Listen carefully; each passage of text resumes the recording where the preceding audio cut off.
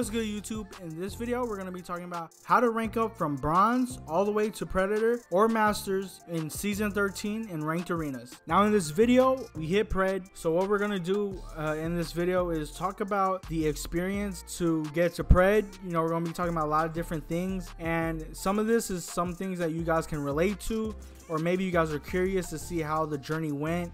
So that if you are on a certain part of the journey, like maybe you're platinum right now or you're diamond right now, you can see how it will go for you in the in the future games. So pay attention to that part. And also the second half of the video will also be some key tips and advice on ranking up in ranked arenas for this season. So let's start the video off with the experience, right? What it was like this season to rank up. First thing I want to say is, honestly, this is probably the best season to rank up for ranked arenas. And the biggest thing I want to say is because of the gun meta. But before we get into that, let's talk about, what we got placed in. We got placed in bronze. So we got the bronze bug. A lot of you guys already know that because you guys watched my previous video, which was the placement video, and we ended up, like I said, getting bronze. So from bronze 4 to bronze 1, we soloed, and when we soloed, we did lose majority of our games. It was very tough. I will say that for some reason, in the first couple days of a season, the matchmaking is real difficult, right? Whether you're solo or you're 3-stack, you're always going to get sweaty tryhards, and these sweaty tryhards are the 3-stack master, 3-stack pred teams. Obviously, it's already been a week now since the season came out, but in the future, when this happens, just know that the first couple of days are definitely sweaty. I remember asking myself and asking my teammates, are there anybody who's like a plat, diamond, or gold players that are playing arenas right now? Because all we were going against were masters and pred. So just keep an eye out on that. So from bronze 1 all the way to pred, I 3-stacked, right? I was done with the solo, because if you're gonna solo and get 3-stack tryhards, you might as well 3-stack yourself, right? But I will say, once I hit diamond, the matchmaking did soften up, so it wasn't too crazy with the masters and preds. Now let's talk about the point system. And the point system is something that I know that a lot of you guys are curious about, because I ended up getting the bronze glitch or bug, whatever you want to call it. From bronze all the way to diamond 4, we ended up getting plus 100s. Now for the losses from bronze all the way to diamond 4, the losses were anywhere from like minus 12 to minus 30.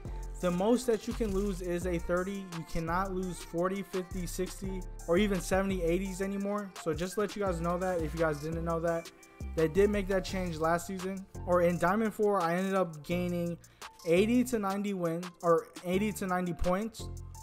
In D3, I ended up getting around like 70 points per win. From D2, I ended up getting around 50 to 60 points. D1 was 40 to 50. Now, yes, this is a lot of points. Majority of my losses did come from when I was bronze 4 to bronze 1. After that, I started 3-stacking. I honestly didn't play that much this season. I will say that I only played 160 games, and I ended up getting, I think it was only 95 wins, which is not a lot. My win rate was actually only 59%, which is not good. It's maybe average, or maybe a little bit above average if I'm trying to be nice to myself, but it's not good at all. This season made it a lot easier with the points, but I will say that in the last couple sessions, I won 18 wins and 2 losses from diamond 3 all the way to pred. So like I said, I had a 59% win rate, which wasn't crazy, or it wasn't good at all. Majority of people that hit pred, especially within the first week, end up getting around like a 70% win rate, if not a 65% win rate. This is definitely doable for you guys who ended up getting the bronze bug. And also within this journey of going from bronze to pred this season, our main legends that we played were Bangalore, Bloodhound, or Seer, and also Pathfinder. Any of those 4 legends I was playing a lot. Majority of the time it was either Pathfinder or Bang, but if I was playing with 2 others and I was playing more of the support legend, then I would be playing a legend like Bloodhound or Seer. And the main guns that I was using were the Flatline, which is my favorite gun, the Mozambique Hammer Points. I love those. I love that gun, especially when you're using Bangalore. And then from time to time, I'd go R301. The main two guns were really the Flatline and the Mozam. Now, the second half of this video will be about the tips and advice that I have for you guys to help you guys rank up. And the first thing that I want to say, like I said earlier, was usually within the first week in a rank, I don't know what it is, but you just play tryhards, right? I remember, like I said, I remember asking myself and my teammates, why are there no regular people that play this game? All it is just sweats. Right now, it should go down. Like I said, it should soften up with the tryhards. You probably play tryhards here and there, but you know, it shouldn't be every game. But I do recommend getting teammates, and that's the biggest tip that I could give right here. Get a teammate. Even if you have to dual queuing is fine. If you have a teammate that you can rely on, you know, you and your teammate, you guys do your thing. You could trust each other. And the best thing about dual queuing is that if your third is good, or you like your third, you know, because of how he or she plays, the legend they choose, you could definitely pick that person up if they want to play. Most likely they will join you guys because they don't want to solo. So hey, look, I've done this twice, and I went on big win streaks with our random third because me and someone would duo queue, and we would get a third from duo queuing, and we would invite them, and we'd go on an 18 games.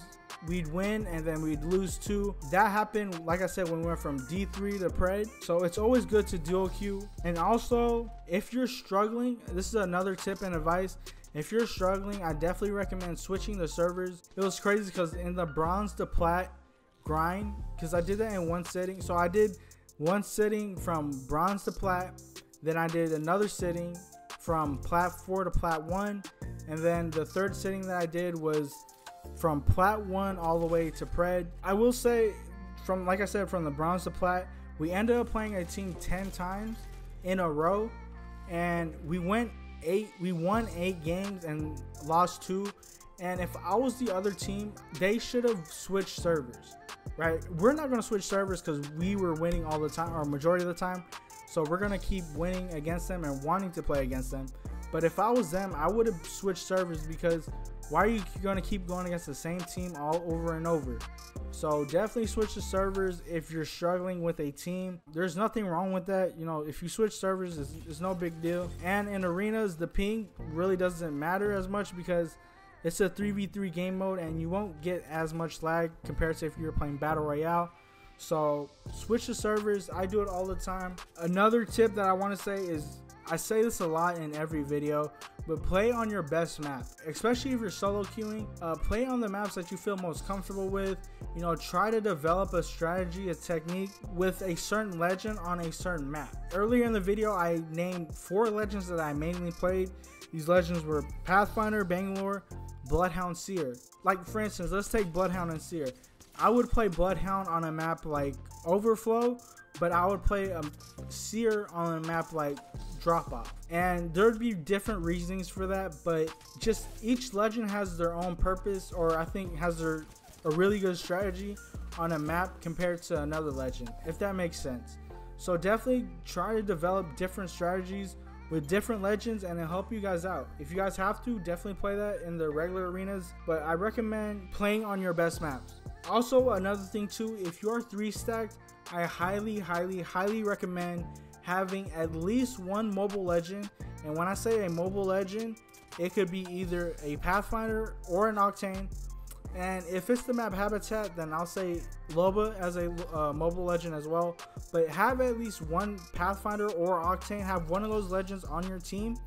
And then if not, have both of them. And for the third legend, have a defensive or supportive legend, or have a scan legend. For instance, one of the best teams to have is like a Pathfinder, Octane, and a Bloodhound.